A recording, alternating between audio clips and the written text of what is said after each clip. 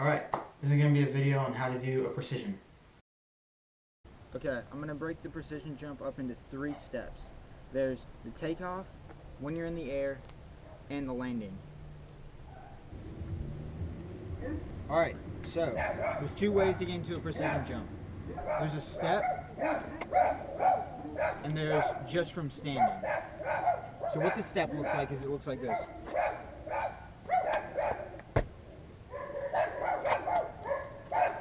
And standing looks like this. I do the step first because I feel like it's the most important and it's going to be used more often than just from a standing position. With the step, you're going to have momentum behind you because you've been running or you just came out of a flip or something, and as you come into it, you want to be sort of low. You don't want to be down like this, but you're not going to be as upright as possible because when you come into it, you're coming down and then you're lifting. So you get into it. I usually use my right foot first because I'm right-handed, but you can do your opposite side or your good side first. It doesn't really matter. When you come into it, all you're doing is you're going to have your feet a little bit in front of you. You want your back, you're going to be sort of slanted when you're coming into it because you're going to be using a blocking technique. And they use this in flips and other things, but you come into it, chest is sort of back, you have your good foot or bad foot forward, either one, and you're coming down into it, bringing the other foot to match, and you're coming down. You have your arms back, head up, and you want your back to be straight, so your arms are back, and then as you start to jump, you're lifting with your chest and your arms as you're pushing through your legs.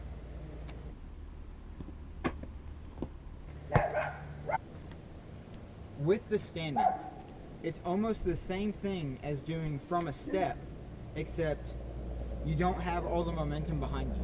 So you have to generate a lot more power when you do this one. So your feet are just together. You don't want your feet so close that they're like crushing each other, but you don't want them like this. You just want your feet a good distance, I'd say probably about 1 inch apart. And you come down to the squat, same as the other one. Arms are back, chest is up, and you push and lift with your arms, okay? Okay. When you're in the air, there are some few things I need to point out. You don't want your upper body to be ahead of your feet. You always want your feet to be leading with this move. And you're going to most likely have your arms up here unless if you're preparing to go into another pre. So you just came out of the jump. Arms are up here, chest is slightly back, and your feet are driving forward. The reason why you want your feet to be driving forward is so when you hit the object, you won't fall over. If you have your chest back and your feet driving forward, when you hit, you can come into your object and absorb and stay there.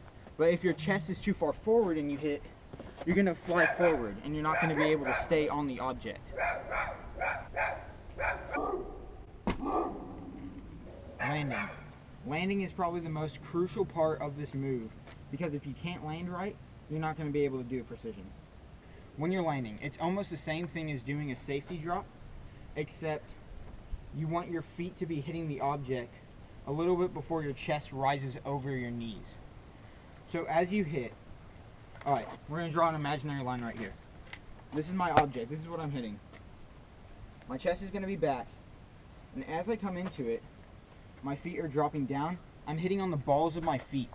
You always want to make sure that you hit on the balls of your feet right here, because if you're hitting on the arch, it's going to be A, hard to stop, B, you could possibly break your foot or tear a ligament or anything in your leg, because if you're hitting on your arch, you're not going to be able to absorb the impact properly. You hit on the balls of your feet, and you're coming down. Chest is still up, still have good posture. Coming down, your arms are right here, unless if you're coming into another jump, you want your arms to be back so you can swing straight into the other precision. So that would look like this. And you go into another precision. You're down in the squat, and your arms are up here, chest is up, and you just want to absorb into it. And a lot of people, they have the problem where they'll hit an object and they bounce off. And I'll show you some examples of how to properly bail from a precision.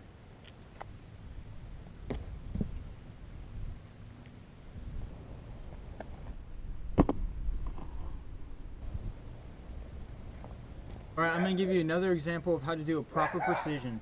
Make sure you look at my back, look at my takeoff, where I'm at in the air, and how I land.